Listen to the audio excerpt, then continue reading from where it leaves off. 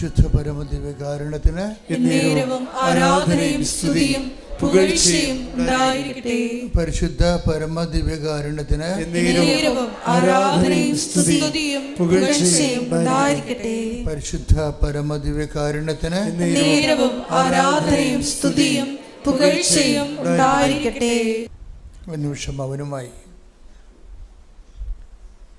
കർത്താവിൻ്റെ തിരുസന്നിധിയിൽ അവിടുത്തെ സാന്നിധ്യത്തിലാണ് നമ്മൾ എന്ന ബോധത്തോടുകൂടി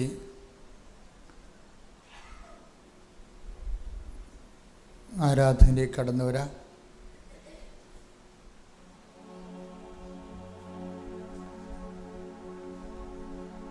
കർത്താവ് നിന്റെ ഉന്നതമായ നാമത്തിന് സ്വസ്ഥം ചെയ്യുന്ന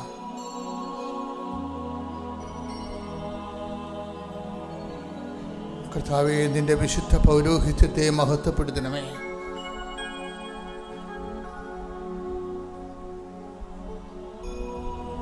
കർത്താവേ, സഭയിലുള്ള സാന്നിധ്യം നീ പ്രകടമാക്കണമേ. ഓരോ മക്കളും തീർത്ഥാടകരായും ഓൺലൈനിലും അനേക ഹൃദയഭാരങ്ങളോടുകൂടി അങ്ങയുടെ തിരുസന്നിധിയിലെ ശരണം ഗമിച്ചിരിക്കുന്ന അമ്മേ, പരിശുദ്ധമേ, ദേവമാതാവേ, കൃപാസനത്തിൽ പ്രത്യക്ഷപ്പെട്ടുകൊണ്ട് ദുരന്തമുണ്ടാകാൻ പോകുന്ന പ്രാർത്ഥിക്കണമെന്ന് നല്ല ചെയ്ത അമ്മയുടെ പ്രത്യക്ഷീകരണത്തിൻ്റെ സ്ഥിരീകരണത്തിൻ്റെ അടയാളങ്ങൾ ഓരോ ദിവസവും ഓരോ നിമിഷവും ലോകത്തിലെല്ലാ വ്യക്തികളെയും കൃപാസനം മാതാവിനെ വിളിച്ചപേക്ഷിക്കുന്ന യേശുനാമത്തിൽ പ്രാർത്ഥിക്കുന്ന ഓരോ മക്കൾക്കും അനുഭവവേദ്യമാകുന്നത് പോലെ ഈ പ്രഭാതത്തിലും ഈ ദിവസത്തിലും ദൈവത്തിൻ്റെ സാന്നിധ്യം മനുഷ്യരുടെ കൂടെ എന്ന് സുവിശേഷം നൽകുന്ന വെളിപാടിൻ്റെ ശക്തിയാൽ ഞങ്ങളുടെ കഥനങ്ങളിലും കണ്ണുനീരിലും കർത്താവിൻ്റെ ആശ്വാസത്തിൻ്റെ കൈമുരൽ സ്പർശിക്കണമേ എന്ന് പ്രാർത്ഥിക്കുന്നു. യഥാർത്ഥ തുറക്കപ്പെടട്ടെ എന്ന് കൽപ്പിച്ചുകൊണ്ട് ചുവടിൻ്റെ ചെവി തുറന്ന കർത്താവെ, ലാസറസ് പുറത്തു വരിക എന്നളി ചെയ്തുകൊണ്ട് മരിച്ചുപോയവൻ്റെ ശവമാടത്തെ തുറന്ന കർത്താവെ, അങ്ങയുടെ മക്കൾക്ക് അനുഗ്രഹത്തിൻ്റെ വാതിൽ തുറക്കണമെന്ന് പ്രാർത്ഥിച്ചുകൊണ്ട് ശ്രദ്ധിക്കട്ടെ. ഹല്ലേലൂയ, ഹല്ലേലൂയ, ഹല്ലേലൂയ, ഹല്ലേലൂയ, ഹല്ലേലൂയ.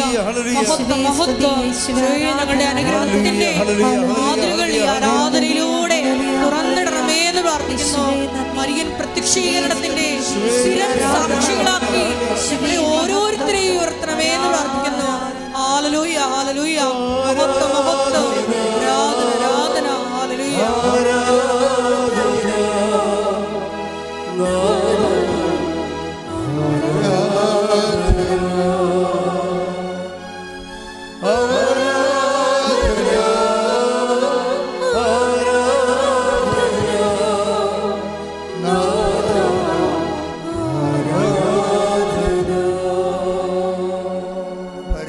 പരമദിവ്യകാരുണ്യത്തിന് ആരാധനയും സ്തുതിയും പുകഴ്ചയും ഉണ്ടായിരിക്കട്ടെ. കർത്താവ് നിന്റെ ഉന്നതമായ നാമത്തിന് സ്വസ്ഥം ചെയ്യുന്ന കർത്താവേ, ദിവ്യകാരുണ്യമേ,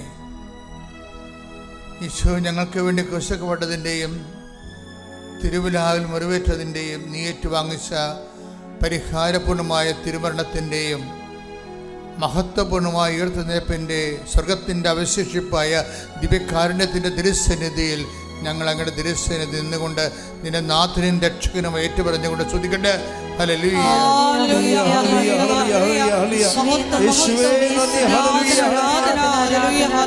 ദിവ്യകാരുണ്യ സ്നേഹം സ്തുതിക്കട്ടെ.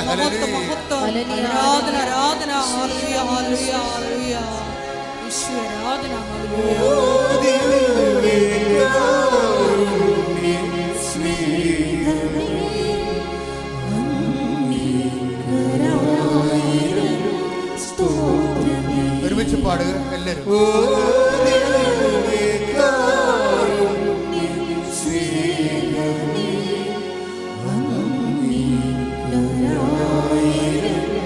സ്തോത്രം പരിശുദ്ധ പരമദിവ്യകാരുണ്യത്തിന് നേരവും ആരാധനയും സ്തുതിയും പുകഴ്ചയും ഉണ്ടായിരിക്കട്ടെ. കർത്താവേ, ഗുരുതരമായ രോഗങ്ങള് ഇനി എൻ്റെ ജീവിതം തീർന്ന് ഞാനിൽ നിന്ന് സുഖപ്പെട്ടാൽ പോലും എനിക്ക് ജോലിയെടുത്ത് ജീവിക്കാൻ പറ്റത്തില്ല എന്ന് മനസ്സിൽ ഓരോ ദിവസവും ഓരോ വിപത്തിനെ ഓർത്ത് സങ്കടപ്പെടുന്നവരെ ഈ പ്രഭാതത്തിലെ കാനായിലെ കല്യാണ വിരുന്നിലെ അങ്ങയോട് മാധ്യസ്ഥം യാചിക്കാൻ ദൈവം കൽപ്പിച്ചു നൽകിയ പരിശുദ്ധ അമ്മയുടെ മാധ്യസ്ഥത്തിൽ ഞങ്ങളെല്ലാ രോഗികൾക്കും വേണ്ടി പ്രാർത്ഥിക്കുന്നു. ഈ ഉടമ്പടി ധ്യാനത്തിൽ പങ്കെടുത്ത് പ്രാർത്ഥിക്കുന്ന ഓരോ രോഗികളുടെ മേലും നിന്റെ വലിയ വലിയ തിരുമുറുവാർന്ന വലതുകരം അനുഗ്രഹത്തിൻ്റെ വലിയ ശക്തി നിന്നിലേക്ക് ആവശ്യിക്കുകയും യേശുക്രിസ്തു നാമത്തെ മഹത്വപ്പെടുത്തിക്കൊണ്ട് മറിയത്തിൻ്റെ മാധ്യസ്ഥ ജ്വലിക്കാൻ ഇടയാക്കണമെന്ന് പ്രാർത്ഥിച്ചുകൊണ്ട് സ്തുതിക്കട്ടെ. ഹല്ലേലൂയ.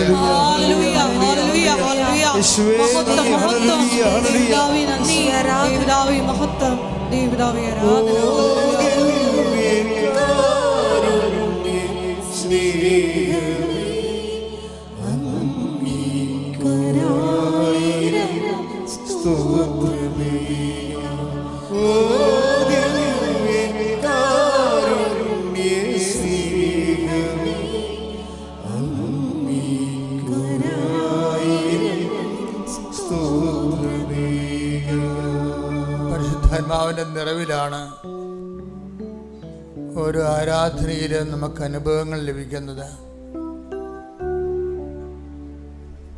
പരിശുദ്ധാത്മാവിൽ ആരാധിക്കുവാനും ആത്മാവിൻ്റെ അഭിഷേകത്തിന് അയോഗ്യതയുണ്ടെങ്കിൽ അത് ഓർത്തുകൊണ്ട് അനുതാപത്തോടെ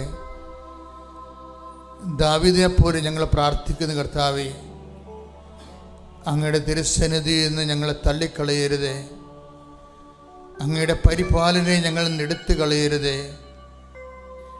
അങ്ങയുടെ പരിശുദ്ധാത്മാവിനാൽ ആരാധനാ സമൂഹത്തെ അഭിഷേകം ചെയ്യണമെന്ന് പ്രാർത്ഥിച്ചുകൊണ്ട് ശ്രദ്ധിക്കട്ടെ. ഹല്ലേലൂയ.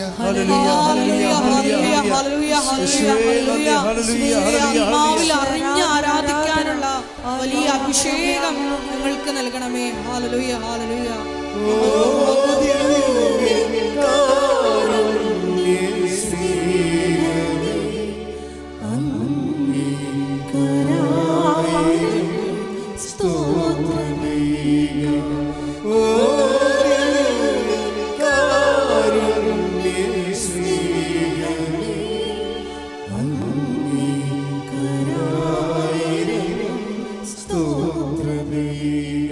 പരിശുദ്ധ പരമദിവ്യകാരുണ്യത്തിന് നേരവും ആരാധനയും സ്തുതിയും പുകഴ്ചയും ഉണ്ടായിരിക്കട്ടെ.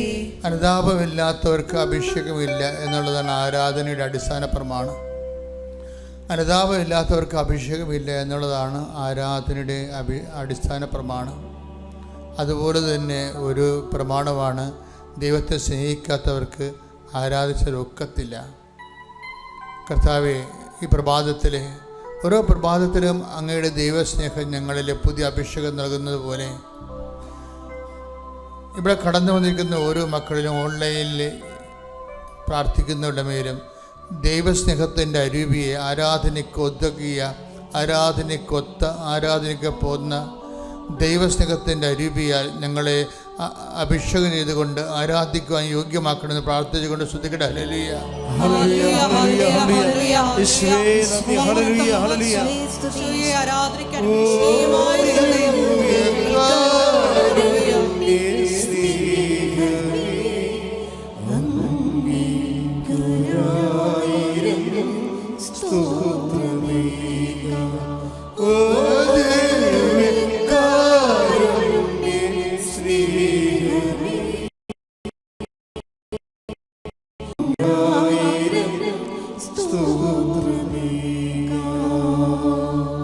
பவுல் தெசலோனிக்கேயருக்கு எழுதிய முதல் திருமுகத்தில் 5வது அதிகாரம் 18வது வசனத்தில் இவ்வாறு கூறியிருக்கின்றார்.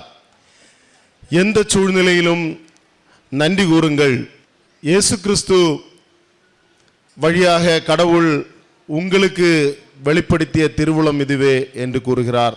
அதே போன்று தமிழ் குரு திருவள்ளுவர் இவ்வாறு கூறுகிறார், நன்றி மறப்பது நன்றன்று, நன்றல்லது அன்றே மறப்பது நன்று. அன்புக்குரியவர்களே, இந்த கூற்றின் அடிப்படையில் இதோ கிருபாசனம் அம்மா வழியாக கடவுள் எனக்கு எனது குடும்பத்திற்கு வழங்கிய ஏராளமான அதிசயங்கள், எண்ணற்ற அற்புதங்களை அதில் 1-2 மற்றும் உங்கள் முன்னால் இங்கே பகிர்ந்து கொள்வதில் நான் பெருமகிழ்ச்சி அடைகிறேன். ஹalleluya, praise the Lord, ஆவே மரியா. கடவுளே உமக்கு ஆராதனை, துதி, மகிமை. கிருபாசனம் அம்மா, உமது நாமம் போற்றி போற்றி. எனது பெயர் பால் விக்டர். நான் ஒரு தமிழ்நாடு அரசு பள்ளியினுடைய தலைமை ஆசிரியராக பணியாற்றி கொண்டிருக்கின்றேன். கடந்த 19 ஆண்டுகள் 2005 முதல் 2024 வரை நீலகிரி மாவட்டத்தில் மலையிலும் கடும் குளிரிலும் வனத்திலும் நான் அங்கே என்னுடைய பணியை ஆற்றினேன். முதல் வேளையில் அங்கே செல்லும்போது என்னால் பணியை தொடர முடியவில்லை, விட்டு வரலாம் என்று எண்ணினேன். ஆனால் கடவுள் எனக்காக ஒரு திட்டம் தீட்டியுள்ளார். அந்த பகுதியிலே தன்னுடைய மகிமைக்காக ஆண்டவர் என்னை பயன்படுத்தினார். அங்கேயுள்ள ஆலயங்களில் நான் அவர்களுடன் நின்று பணிபுரிய எனக்கு வாய்ப்புகளை தந்தார். அப்படி இருக்கும்போது நான் இந்த கன்னியாகுமரி மாவட்டத்திலிருந்து நிலம்பூர், திருவனந்தபுரம் வழியாக நிலம்பூர் வழியாகத்தான் செல்வேன். ஊட்டி வழியாக செல்வது மிகவும் கடினமாக இருந்தது. கார் ஓட்டி இந்த வழியாகத்தான் செல்வேன். கிருபாசனம் பற்றி ஏராளமாக கேள்விப்பட்டிருக்கின்றேன். என்னுடைய வாழ்க்கையில் நடந்த சில சங்கடகரமான சூழ்நிலைகளிலே இந்த கிருபாசனத்தினுடைய ஃபோன் நம்பரில் தொடர்பு கொண்டு பிரேயர் ரெக்யூஸ்டுக்காக நிறைய தடவை முயற்சி செய்தேன். ஆனால் எனக்கு அந்த தொடர்பு கிடைக்கவில்லை. அதனால் நான் இந்த கிருபாசனம் மீது விரக்தி அடைந்து அவ்வளவாக எனக்கு இந்த கிருபாசனம் மீது ஒரு நம்பிக்கையோ ஒரு ஈர்ப்போ இல்லாமல் அவதிப்பட்டு கொண்டிருந்தேன். கிருபாசனத்தை பற்றி நிறைய பேரிடம் விசாரித்தேன், தெரிய வேண்டும் என்று ஆசைப்பட்டேன். ஆனால் எனக்கு நல்லபடியான ஒரு செய்திகளுமே கிடைக்கவில்லை. அதே போன்று தந்தை அவர்களுடைய மறையுரைகளை நான் கேட்கும் போதும் எனக்கு அவ்வளவாக எனக்கோ என்னுடைய குடும்பத்தாருக்கோ அவ்வளவாக ஒரு ஆர்வம் இல்லாமல் இருந்தது. நான் டிவைன் தியான கேந்திரத்திலையும் மற்றும் பல சகியோன் போன்ற பல வகையான தியான கேந்திரத்திலே அடிக்கடி சென்று 10க்கும் மேற்பட்ட தங்கியிருந்து 5 நாட்கள் தங்கியிருந்து பல தியானங்களை கூடினேன். எப்போதும் இறைவனுடன் ஒன்றித்திருப்பதற்காக விரும்பியிருந்தேன். ஆனால் கிருபாசனம் பற்றி எனக்கு என்னமோ ஒரு கருத்து ஒற்றுமை ஏற்படாமல் இருந்தது. அவ்வளவா உடன்படிக்கை பிரேயர் என்றால் என்ன என்று தெரியாமல் நான் அவதிப்பட்டேன். இந்த வேளையில் இந்த வழியாக காரிலே நான் நிலம்பூர் வழியாக செல்லும்போது இங்கே இறங்கி அம்மாவிடம் ஜெபம் செய்து கொண்டு சிறு ஓய்வு எடுத்துக்கொண்டு நான் என்னுடைய பயணத்தை தொடர்வது வழக்கம். இருந்தாலும் இந்த பிரேயர் மீது எனக்கு அவ்வளவாக அறிவில்லாமல் இருந்ததாலும் ஒரு ஈர்ப்பு இல்லாமல் இருந்தாலும் அப்படியே ஒரு பயங்கரமான ஒரு பற்று இல்லாமல் இருந்தது. இந்த நேரத்தில் தான் என்னுடைய ஆலயத்திலே மிகவும் கஷ்டப்பட்டு கொண்டிருந்த பல நபர்கள், என்னை சூழ்ந்திருந்த நபர்கள், அவர்களுடைய வாழ்க்கையில் ஏற்பட்ட பல துன்பங்கள், அவர்களுடைய வீடுகளை விற்று நிலத்தை விற்று கடன்பட்டு கஷ்டப்பட்டு நோய்வாய்ப்பட்டெல்லாம் இருந்தவர்கள் நிறைய பேர் மிக விரைவிலேயே அதிசயகரமாக எழுச்சியுடன் அவர்கள் பெரிய வீடு இழந்ததை விடையும் நல்ல இடத்திலே இந்த பெரிய வீட்டில் இருக்கின்றார்கள். இதையெல்லாம் பார்த்து நான் விசாரிக்கும் போது அவர்கள் கிருபாசனம் அன்னை வழியாக கிடைத்த மகிமையை பற்றி சொன்னார்கள். அவர்கள் என்னிடம் கூறினது என்னவென்றால் 6 தேவைகளை கடவுள் முன்னால் வைத்தால் கண்டிப்பாக 2-3வது கண்டிப்பாக நடக்கும் என்று கூறினார்கள். இதன் அடிப்படையில் நான் இங்கே வந்து முதலாக உடன்படிக்கை என்னுடைய குடும்பத்துடன் வந்து எடுத்துக்கொண்டேன். நான் எடுத்த உடன்படிக்கை நான் அவ்வளவாக சுத்தமாக கடைபிடித்தேன் என்று என்னால் கூற முடியாது. பல தடவை ஆனால் அந்த 90 நாட்களும் முடிந்த அளவிற்கு நான் கடன்பட்டு அந்த பத்திரிகையை கொண்டு பல நோயாளிகளுக்கு ஹாஸ்பிட்டலில் கொண்டு கொடுப்பது, ஆனால் அவ்வளவு ஆவேசமாக அவ்வளவு துரிதமாக நான் பண்ணவில்லை. இருந்தாலும் அந்த 90 நாட்களுக்குள் எனக்கு அந்த விஷயங்களை நான் எடுத்துக்கொண்ட அந்த நிவேதனங்கள், அந்த ஆண்டவரிடம் வைத்த கோரிக்கைகள், மன்றாட்டுகள் எல்லாம் எனக்கு நிறைவேறி கொண்டிருந்தது. நான் கண்டறிந்த ஒரு உண்மை என்னவென்றால், கிருபாசனத்தில் வந்து அம்மாவிடம் இறைவனை வேண்டும் போது கண்டிப்பாக துரிதமாக உங்களுடைய தேவைகள் நிறைவேற்றப்படுவதை என்னால் கண்டறிய உணர முடிந்தது. அப்படி எனக்கு கிடைத்த 1-2 விஷயங்கள் நான் என்னவென்று கூற வேண்டுகிறேன். அதாவது ஃபர்ஸ்ட்ல எனக்கு 19 ஆண்டுகளாக அங்கே இருக்கின்றேன். இன்னும் ஒரு 10-12 ஆண்டுகள் எனக்கு சர்வீஸ் இருக்கின்றது. அந்த சர்வீஸ் முடியக்கூடிய தருணத்தில் சொந்தமாக ஒரு வீடு வைக்கலாம் என எண்ணி இருந்தேன். எனக்கு கடவுள் கிருபையில் வீடு வைக்க வேண்டிய எல்லா விதமான பொருட்களும் எனக்கு இருக்குது, பொருளாதாரம் இருக்குது. ஆனால் இப்போவே வீடு கட்டி அதை சும்மா போட்டுவிட்டு நீலகிரியில் இருக்க வேண்டாம், அதனால் நம்ம 2-3 வருடங்களுக்கு முன்னால் வீடு கட்டலாம் என்று நினைத்து கொண்டிருந்தேன். ஆனால் என்னுடைய மனைவியும் குழந்தையும் இல்லை, நமக்கு கண்டிப்பாக ஒரு தனி வீடு வேணும்னு சொல்லிட்டு அவங்க ரொம்ப என்னை ஆசைப்படுத்தி கொண்டே இருந்தார்கள். சரி, நமக்கு கிருபாசனத்திலிருந்து உடன்படிக்கை எடுக்கலாம், அப்புறம் நமக்கு வீடை கட்டலாம் என்று நாங்கள் குடும்பத்துடன் உடன்படிக்கை எடுத்தோம்.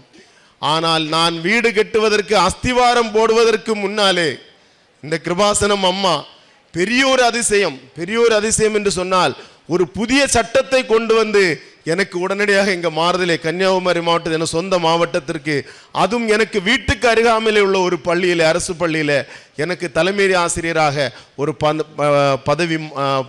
பணி மாறுதலை அம்மா பெற்று தந்தார். அது எல்லாரும் என்று கேட்பாங்க, எப்படி கிடைத்தது என்று. என்னவென்றால் பல லட்சம் ரூபாய் செலவு செய்தும் யாருக்கும் இந்த மாதிரியான ஒரு சௌகரியம் வாய்ப்புகள் கிடைப்பது மிக மிக அரிதான ஒரு விஷயம். அப்படி அம்மா எனக்கு டிரான்ஸ்ஃபரை தந்தார். டிரான்ஸ்ஃபர் முடித்த ஒரு சில மாதங்களிலே வீடு கட்ட தொடங்கினேன். கண்ணடைத்து துறக்கும் முன்னால் குறுகிய காலத்திலே 9 மாதத்திலே மிக அழகான ஒரு வீடு எனக்கு சொந்த ஊரிலே எனக்கு வீடு கட்டுவதற்கு அந்த தளவாட பொருட்களை எங்கே வாங்கணும் எது வாங்கணும் என்று தெரியல, எல்லாமே ஆண்டவர் என் தாய் என் கூட இருந்து எனக்கு நல்ல ஒரு அழகான வீடை எனக்கு கட்டி முடித்து தந்தார். அதுக்கப்புறம் எனக்கு இந்த வீடு கட்டுவதற்கான பணம் வங்கியில் லோனுக்கு போக வேண்டிய தேவை கூட அவனே ஏற்படுத்தவில்லை. லோன் எடுத்து தான் கட்ட வேண்டும் என்று தான் திட்டம் போட்டிருந்தேன். எனக்கு நீலகிரியில் ஒரு இடம் இருந்தது. அந்த இடத்தை விற்பதற்கு அங்கே பல சட்டங்கள், பூமியின் விற்பது வாங்குவது, வனப்பகுதியிலே பல புதிய சட்டங்களை அரசு கொண்டு வந்து அங்கே இடத்தை விற்பதற்கு பல தடைகள் இருந்தது. ஆனால் நான் நினைத்ததை விடையும் நல்ல விலை தந்து அந்த இடத்தையும் விற்பதற்கு அன்னை மரியாள், எனக்கு பரிசுத்த கிருபாசனத்தில் தோன்றின அன்னை மரியாள் எனக்கு துணையாக இருந்தார். இப்படி எனக்கு பல இக்கட்டான சூழ்நிலைகளை அன்னை எனக்கு துணையாக இருந்து அதை எவ்வளவு எப்படி விவரித்து தர வேண்டும் என்று என்னால் முடியவில்லை.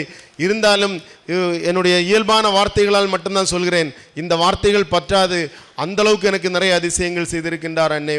நான் எப்போது ஆண்டவரிடம் இருந்து அகன்று சென்றாலும், என்னுடைய உணர்ச்சி கட்டுப்பட்டு நான் பாவத்திலே விழுந்தாலும் என்னை விட்டு விடாமல் என்னை பின்தொடர்ந்து அன்னை மரியாள் கடவுளுடன் இணைத்து கொண்டிருக்கின்றார். அந்த அன்னை மரியாவுக்கு எப்போதுமே நான் நன்றி கடன் பட்டுள்ளேன். இது மட்டுமல்ல, எனக்கு இன்னும் நிறைய அதிசயங்கள் ஆண்டவர் காட்டி தந்துள்ளார். அன்னை மரியாள் வழியாக காட்டி தந்துள்ளார். நான் இந்த உடன்படிக்கை இன்னும் சரியாக பின்பற்றினால் எனக்கு அதிகமான கிருபைகள் கிடைக்கும் என்பதில் எந்த ஐயமும் இல்லை. அதாவது ஹாஸ்பிட்டலில் சென்று ஒரு நாள் மட்டும்தான் நான் அந்த நோயாளிகளுக்கு டீ போட்டு கொண்டு கொடுத்து அவர்களுடன் கலந்துரையாடி அவர்களுக்கு ஆறுதல் கூறி அந்த பத்திரிகைகளை கொடுத்தேன். அதே போன்று நான் ரொம்ப சரியான முறையிலே அந்த உடன்படிக்கையை நான் எடுத்துக்கொண்டேன் என்றால், ஆன்லைனில் தியானம், அந்த தியானத்தை நான் சரியாக அப்பப்போது கொஞ்சம் கொஞ்சமாக தான் கேட்டுக்கொண்டிருந்தேன். ஆனால் இப்போது எனக்கு உறுதியாக சொல்ல முடியும், அந்த உடன்படிக்கை அந்த மொத்தத்தில் நம்ம ஒரு 6 உடன்படிக்கை போட்டிருக்காங்க. அந்த 6 உடன்படிக்கையை நம்ம சரியாக கடைபிடித்தோம் என்றால் அந்த 90 நாட்களில் அதிசயம் கண்டிப்பாக நம்ம கேட்டுக்கொண்டவரை விடையும் அதிகமாக கிடைக்கும் என்பதில் எந்த அச்சமும் இல்லை என்பதை இந்த இடத்தில் தெரிவித்துக் கொண்டு, அன்னை மரியாவுக்கும் இறைவனுக்கும் 1000 நன்றி சொல்லி என்னையே அர்ப்பணித்துக் கொண்டு ஆண்டவருடைய மகிமைக்காக நான் என்னை விட்டு വിടുகிறேன் என்று சொல்லிக்கொண்டு இந்த വായ്പിற்கு கடவுளுக்கு നന്ദി കൂറി முடித்துக் கொள்கிறேன். കൃപാസന മാതാവ് ജീവനോടെ പ്രത്യക്ഷപ്പെട്ട ഈ ആലയത്തിൽ വന്ന് സാക്ഷ്യം പറയാൻ ലഭിച്ച അനുഗ്രഹത്തിന് മാതാവിനും തിരുക്കുമാരനും ദൈവത്തിനും ഒരുപാട് നന്ദി പറയുന്നു. എൻ്റെ പേര് മെർലിൻ മാത്യു. ഇതെൻ്റെ ഹസ്ബൻഡ് അമൽ ജോർജ്. ഞങ്ങളുടെ കുഞ്ഞ് ലൂയിസ് ജോർജ് അമൽ. ഞങ്ങൾ മൂവാറ്റുപുഴയിൽ നിന്നാണ് വരുന്നത്. ആദ്യമായിട്ട് ഞങ്ങൾക്ക് ലഭിച്ച അനുഗ്രഹം 2019 2019 ഡിസംബർ 5-ാം തീയതിയാണ് ആദ്യമായിട്ട് ഞങ്ങൾ ഉടമ്പടി എടുക്കുന്നത്. ഉടമ്പടി എടുക്കാനുള്ള സാഹചര്യം 2019 ഫെബ്രുവരി 4-ലായിരുന്നു ഞങ്ങളുടെ വിവാഹം. വിവാഹത്തിന് ശേഷം 2 ആഴ്ച ഞങ്ങൾ ഒരുമിച്ച് ജീവിച്ച് അദ്ദേഹം ന്യൂസിലൻഡിലായിരുന്നു. ന്യൂസിലൻഡിലേക്ക് തിരിച്ചു പോയതിന് ശേഷം ഒരു 1.5 മാസം കഴിഞ്ഞപ്പോഴേക്കും എനിക്ക് വിസയ്ക്ക് വേണ്ടി അപ്ലൈ ചെയ്തു, ഹസ്ബൻഡിൻ്റെ ന്യൂസിലൻഡിലേക്ക് പോകാൻ വേണ്ടി. പക്ഷേ വിസ ഇട്ടതിന് ശേഷം വിസ ലഭിക്കുന്നില്ലായിരുന്നു. ഇമിഗ്രേഷനിൽ ചോദിക്കുമ്പോൾ വെയിറ്റിംഗ് ആണ്, ബാക്ക്ലോഗാണ്, വിസ ലഭിക്കാൻ സമയമെടുക്കുമെന്ന് പറഞ്ഞുകൊണ്ടിരുന്നു. അങ്ങനെ 2-3 മാസം, കുറച്ച് മാസം എടുത്തു, വെയിറ്റിംഗ് തന്നെയായിരുന്നു. അങ്ങനെ ഒക്ടോബർ 2019 എൻ്റെ വിസ റിജക്റ്റ് ചെയ്തു. അപ്പോൾ റിജക്റ്റ് ചെയ്യാനുള്ള കാരണം അവർ പറഞ്ഞത് ഞങ്ങൾ അറേഞ്ച്ഡ് മാരേജിന് ആവശ്യത്തിനുള്ള പ്രൂഫില്ല, അതുകൊണ്ട് വിസ റിജക്റ്റ് ചെയ്യുന്നു എന്നായിരുന്നു പറഞ്ഞത്. വിസ റിജക്റ്റ് ചെയ്തപ്പോൾ എന്ത് ചെയ്യണമെന്ന് അറിയത്തില്ല. ഞങ്ങൾ പ്രാർത്ഥിക്കുന്നുണ്ടായിരുന്നു. അപ്പോൾ ഞങ്ങളുടെ പ്രാർത്ഥന തന്നെ മതിയല്ലോ വിസ കിട്ടാൻ എന്ന് ഓർത്തുകൊണ്ടിരുന്നു. പക്ഷേ ആ സമയത്ത് ഞങ്ങളുടെ ഒരു ഫ്രണ്ട് ചേച്ചി കൃപാസനത്തെക്കുറിച്ച് പറഞ്ഞു. പക്ഷേ ഇവിടെ വന്ന് ഉടമ്പടി എടുക്കണമല്ലോ എന്നോർത്ത് മടി പിടിച്ചിരുന്നു. പക്ഷെ വിസ റിജക്റ്റ് ആയപ്പോൾ എനിക്ക് മനസ്സിലായി, എന്തൊക്കെ പറഞ്ഞാലും വിസ ഇവിടെ വരാതെ കൃപാസനത്തിൽ നിന്ന് ഉടമ്പടി എടുക്കാതെ വിസ ഇനി ലഭിക്കുകയില്ലെന്നൊരു വലിയൊരു തോന്നലുണ്ടായി. അങ്ങനെ ഡിസംബർ 5 ഞാനും ഹസ്ബൻഡ് ഉടമ്പടി എടുക്കാൻ വേണ്ടി അവിടുന്ന് വന്നു. അങ്ങനെ ന്യൂസിലൻഡിൽ വന്ന് ഞങ്ങൾ രണ്ടുപേരും കൂടെ ഇവിടെ വന്ന് ഉടമ്പടി എടുത്തു. 5 ഉടമ്പടി എടുത്തതിന് ശേഷം പ്രാർത്ഥിച്ചുകൊണ്ടിരുന്നു. തൈലം പുരട്ടി പ്രാർത്ഥിച്ചു. അതുവരെ കാശുരൂപം വെച്ചു പ്രാർത്ഥിച്ചുകൊണ്ടിരുന്നു. പത്രം എല്ലാവർക്കും വിതരണം ചെയ്തു. അങ്ങനെ അദ്ദേഹം തിരിച്ചു പോകാനുള്ള ഡേറ്റ് ഓൾറെഡി ബുക്ക് ചെയ്താണ് വന്നത്. അങ്ങനെ അദ്ദേഹം ഡിസംബർ 19 തിരിച്ചു പോകാൻ വേണ്ടിയാണ് ബുക്ക് ചെയ്തത്. അങ്ങനെ 15 ആയപ്പോഴേക്കും എനിക്ക് വിസ ലഭിച്ചു. അത് വക്കീൽ വഴിയാണ് ഇട്ടത്. പക്ഷേ വക്കീൽ പറഞ്ഞു ഒരു കാരണവശാലും വിസ കിട്ടിയില്ലെന്ന് പറഞ്ഞതാണ്. പക്ഷേ മാതാവിൻ്റെയോ ദൈവത്തിൻ്റെയോ കൃപ കൊണ്ടാണെന്ന് തോന്നുന്നു വിസ ലഭിച്ചു. അങ്ങനെ ഞങ്ങൾക്ക് 2-3 ദിവസത്തിന് മുമ്പ് വിസ ലഭിച്ച് ഞാനും ഹസ്ബൻഡും കൂടെ ഡിസംബർ 19 ഞങ്ങൾ ന്യൂസിലൻഡിലേക്ക് പോയി. അങ്ങനെ മാതാവ് ഞങ്ങൾക്ക് വലിയൊരു അനുഗ്രഹം തന്നു. അതിനുശേഷം ഹസ്ബൻഡ് അവിടെ ന്യൂസിലൻഡിലെ ഏവിയേഷൻ ഓഫീസറായിട്ടാണ് വർക്ക് ചെയ്യുന്നത്. അദ്ദേഹത്തിന് പാർട്ട് ടൈം ജോലി ആയിട്ടാണ് ലഭിച്ചത്. പാർട്ട് ടൈം ജോലി ലഭിച്ചതിന് ശേഷം സാധാരണഗതിയിൽ ഒരു 2-2.5 മാസം കഴിയുമ്പോൾ ഫുൾ ടൈമിന് വേക്കൻസി വരുന്നതാണ്. പക്ഷേ അദ്ദേഹം ജോലി ചെയ്തുകൊണ്ട് സമയത്ത് കോവിഡ് ആയതുകൊണ്ട് ലോക്ക്ഡൗൺ ആയിരുന്നു, ഫുള്ള് എയർപോർട്ടൊക്കെ ക്ലോസ്ഡ് ആയിരുന്നു. അതുകൊണ്ട് ഫുൾ ടൈമിൻ്റെ വേക്കൻസി ഒന്നും വരുന്നില്ലായിരുന്നു. അങ്ങനെ ഞങ്ങൾ പക്ഷേ കാശുരൂപം വെച്ച് പ്രാർത്ഥിച്ചുകൊണ്ടിരുന്നു, തൈലം പുരട്ടി പ്രാർത്ഥിച്ചുകൊണ്ടിരുന്നു. അങ്ങനെ 2-3 മാസം കഴിഞ്ഞപ്പോഴേക്കും അവിടെ ഫുൾ ടൈം വേക്കൻസി വന്നു. വേക്കൻസി വന്നപ്പോൾ തന്നെ ഞങ്ങൾ അത്ഭുതപ്പെട്ടു. കാരണം കോവിഡ് സമയമാണ്, ലോക്ക്ഡൗൺ ആണ്, എയർപോർട്ട് വർക്ക് ചെയ്യുന്നില്ല. ആ വർക്ക് ചെയ്ത സമയത്തും വേക്കൻസി വന്നല്ലോ എന്നോർത്ത് ഞങ്ങൾ ഭയങ്കര അത്ഭുതപ്പെട്ടു. ഞങ്ങൾ പ്രാർത്ഥിച്ചുകൊണ്ടിരുന്നു. അങ്ങനെ കുറേ പേര് അപ്ലൈ ചെയ്യാനും ഉണ്ടായിരുന്നു. അപ്ലൈ ചെയ്തതിന് ശേഷം ഇൻ്റർവ്യൂവിന് കഴിഞ്ഞതിന് ശേഷം അദ്ദേഹത്തിന് മാത്രം വേക്കൻസിയിൽ ജോലി കിട്ടി. മാതാവും തിരുക്കുമാരും ഞങ്ങളെ അനുഗ്രഹിച്ചു. അതിനുശേഷം ഞാൻ പ്രഗ്നൻ്റായിട്ട് കോംപ്ലിക്കേഷൻ ഒന്നും ഇല്ലാതെയാണ് പൊയ്ക്കൊണ്ടിരുന്നത്. കോവിഡ് ആയതുകൊണ്ട് എൻ്റെ പേരൻസിന് ആർക്കും വന്ന് എന്നെ ഹെൽപ്പ് ചെയ്യാൻ പറ്റിയില്ലായിരുന്നു. പക്ഷേ എനിക്ക് അത്രയും ടെൻഷനൊന്നും തോന്നിയില്ല തുടക്കത്തിൽ. അങ്ങനെ കുഴപ്പമില്ലാതെ പൊയ്ക്കൊണ്ടിരുന്നപ്പോൾ 9 മാസം വരെ ഞാൻ ജോലി ചെയ്തു. 9 മാസത്തിൽ ലീവ് എടുക്കുന്നതിൻ്റെ കുഞ്ഞുണ്ടാകുന്നതിന് 1 മാസം മുമ്പ് ഞങ്ങൾക്ക് അവിടെ ന്യൂസിലൻഡിൽ കോവിഡ് കേസസ് ഒന്നും ഇല്ലാത്തതുകൊണ്ട് ലോക്ക്ഡൗൺ ഒന്നും ഇല്ലായിരുന്നു. പക്ഷേ കറക്റ്റ് കുഞ്ഞുണ്ടാകുന്നതിൻ്റെ 1 മാസമായപ്പം ലോക്ക്ഡൗൺ വന്നു. അവിടെ ഒരു കേസ് വന്നിട്ട് ലോക്ക്ഡൗൺ ആയി ഫുള്ള്. ഫ്രണ്ട്സൊക്കെ ഹെൽപ്പ് ചെയ്യാമെന്ന് പറഞ്ഞ ഫ്രണ്ട്സ് എല്ലാവരും ആർക്കും ഞങ്ങളെ ഹെൽപ്പ് ചെയ്യാൻ പറ്റത്തില്ലായിരുന്നു. കംപ്ലീറ്റ്ലി ആർക്കും നമ്മളെ മീറ്റ് ചെയ്യാൻ പറ്റത്തില്ലാത്ത ഒരു സിറ്റുവേഷൻ വന്നു. കംപ്ലീറ്റ്ലി ലോക്ക്ഡൗൺ ആയി. അങ്ങനെ എനിക്ക് അവിടെ ഒരു ടെൻഷനായി തുടങ്ങി. പക്ഷേ കാശുരൂപം വെച്ച് ഞാൻ പ്രാർത്ഥിച്ചുകൊണ്ടിരുന്നു, കൊന്തയിലിക്കൊണ്ടിരുന്നു. മാതാവ് എനിക്ക് ശക്തി തരാൻ. എനിക്ക് അങ്ങനെ അത്ര ധൈര്യമുള്ള ഒരാളല്ല. മാതാവ് ഒരുപാട് എനിക്ക് ശക്തി ആ സമയത്ത് തന്നുകൊണ്ടിരുന്നു. പേരൻസ് ഇല്ലാത്തതിൻ്റെ ഒരുപാട് വിഷമമുണ്ടായിരുന്നു. അങ്ങനെ കുഞ്ഞുണ്ടായ സമയത്ത് അപ്പം 40 വീക്സിൽ കുഞ്ഞുണ്ടാകേണ്ടതായിരുന്നു. പക്ഷെ കുഞ്ഞ് 40 വീക്സ് ആയിട്ടും വന്നില്ല. പിന്നെ 42 വീക്സ് ആയപ്പോഴേക്കും അവർ വെയിറ്റ് ചെയ്തുകൊണ്ടിരുന്നു. 42 വീക്സിൽ എനിക്ക് ഇൻഡ്യൂസ് ചെയ്തപ്പോഴേക്കും കോംപ്ലിക്കേഷൻ ചെറുതായിട്ട് സ്റ്റാർട്ട് ചെയ്യാൻ തുടങ്ങി. ഭയങ്കരമായിട്ട് കുഞ്ഞ് ഡിസ്ട്രെസ് ആയിക്കൊണ്ടിരുന്നു. പക്ഷെ ആദ്യമേ ഡിസ്ട്രെസ്സായി, അപ്പോൾ ഹാർട്ട് ബീറ്റ് 90ലേക്ക് പോയി. അങ്ങനെ പിന്നെ ഡിസ്ട്രെസ്സായി. അപ്പോൾ അവർ പറഞ്ഞു ഇനി വെയിറ്റ് ചെയ്യാൻ പറ്റത്തില്ല, ചിലപ്പോൾ സിസേറിയൻ ചെയ്യുമെന്നും പറഞ്ഞു. എന്നാലും അവർ വെയിറ്റ് ചെയ്തുകൊണ്ടിരുന്നു. അപ്പോഴേക്കും എൻ്റെ ഒരു ഫ്രണ്ട് ചേച്ചി അവിടെ ജോലി ചെയ്യുന്നതായിരുന്നു. ആ ചേച്ചി അന്ന് ഓഫ് ഡേ ആയിരുന്നു. ചേച്ചി വീട്ടിലായിരുന്നപ്പോൾ ചേച്ചി പ്രാർത്ഥിക്കുന്ന ചേച്ചി പെട്ടെന്നൊരു തോന്നലുണ്ടായി, എന്നെ വന്ന് കാണണമെന്നൊരു തോന്നലുണ്ടായി. അങ്ങനെ ആ ചേച്ചി കാണാൻ വന്നപ്പോഴേക്കും ആ ചേച്ചി ആ പ്രഗ്നൻസി ഡിപ്പാർട്ട്മെൻറ്റിലുള്ള അല്ല, വേറെ ഡിപ്പാർട്ട്മെൻറ്റാണ്. പെട്ടെന്ന് ചേച്ചിക്ക് എന്തോ ഇങ്ങനെ ഇത് നോക്കിയപ്പോഴേക്കും കുഞ്ഞിൻ്റെ ഹാർട്ട് ബീറ്റ് ഭയങ്കരമായിട്ട് ലോയിൽ 40 പൊക്കോണ്ടിരിക്കുന്നതായിട്ടാണ് കണ്ടുകൊണ്ടിരുന്നത്. പെട്ടെന്ന് മിഡ്വൈഫ് ഇത് ശ്രദ്ധിച്ചിരുന്നില്ല. മിഡ്വൈഫിനെ ചൂണ്ടിക്കാണിച്ചു, ഇതെന്താ ഹാർട്ട് ബീറ്റ് 40ലേക്ക് പൊക്കോണ്ടിരുന്നത്. അപ്പോഴാണ് മിഡ്വൈഫ് പെട്ടെന്ന് ഇത് ശ്രദ്ധിച്ച ശേഷം അപ്പോൾ പറഞ്ഞു പെട്ടെന്ന് ഡോക്ടേഴ്സിനൊക്കെ വിളിച്ചു, പെട്ടെന്ന് C-സെക്ഷൻ എമർജൻസി ആയിട്ട് C-സെക്ഷൻ ആയിട്ട് കൊണ്ടുപോയി. അങ്ങനെ ഒത്തിരി നേരം ഹാർട്ട് ബീറ്റ് ലോയിൽ പോയിക്കൊണ്ടിരുന്നതുകൊണ്ട് അവർക്ക് ഒരു ഭയങ്കര ഡൗട്ടായിരുന്നു, കുഞ്ഞിനെ നോർമലായിട്ട് കിട്ടുമോയെന്നൊക്കെ ഭയങ്കര പേടിയായിരുന്നു. അങ്ങനെ സിസേറിയൻ ചെയ്തു.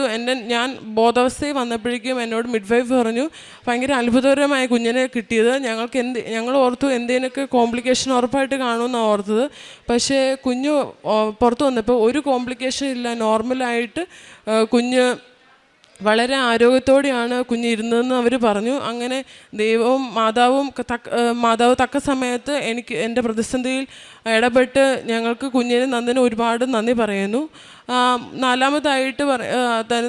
നാലാമതായിട്ട് മാതാവിൻ്റെ മധ്യസ്ഥ ഞങ്ങൾക്ക് ലഭിച്ച അനുഗ്രഹം, ഞങ്ങൾക്ക് അവിടെ ന്യൂസിലൻഡിൽ വീട് മേടിക്കാൻ വേണ്ടി ഞങ്ങൾ നോക്കുന്നുണ്ടായിരുന്നു. പക്ഷേ 2-3 തവണ ലോൺ അപ്ലൈ ചെയ്തിട്ടും റിജക്റ്റ് ആയിക്കൊണ്ടിരിക്കുമായിരുന്നു. അപ്പോൾ റിജക്റ്റ് ആയപ്പോഴും പക്ഷെ ഞങ്ങൾക്ക് ഒരു വിഷമമില്ലായിരുന്നു.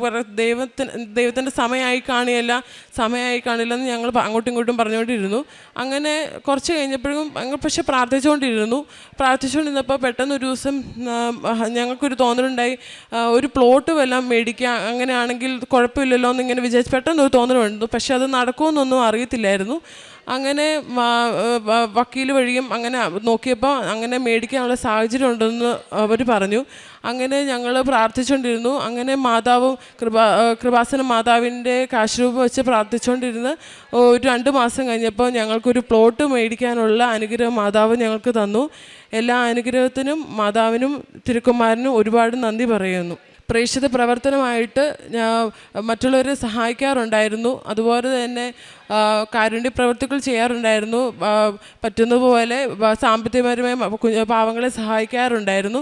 അതുപോലെ തന്നെ അച്ഛൻ്റെ ധ്യാനം കൂടാറുണ്ടായിരുന്നു. അതുപോലെ ഫേസ്ബുക്കിലൂടെയും വാട്സപ്പിലൂടെയും ഷെയർ ചെയ്യാറുണ്ടായിരുന്നു.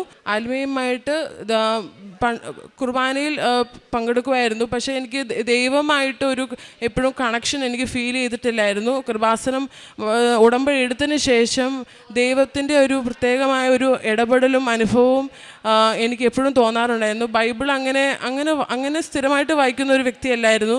പക്ഷേ ഉടമ്പടി എടുത്തതിന് ശേഷം ബൈബിൾ എന്നും വായിക്കുകയും രാവിലെ തൊട്ടൊക്കെ വായിച്ച് എഴുതിയൊക്കെ വചനം എഴുതി പഠിക്കാനൊക്കെ ഭയങ്കരമായിട്ടൊരു തോന്നലുണ്ടാകുകയും ഒരുപാട് ദൈവത്തെക്കുറിച്ച് പഠിക്കാനൊക്കെ ഒരുപാട് ആഗ്രഹങ്ങൾ ഉണ്ടാകാൻ ഉള്ള കൃപ മാതാവ് തന്നു.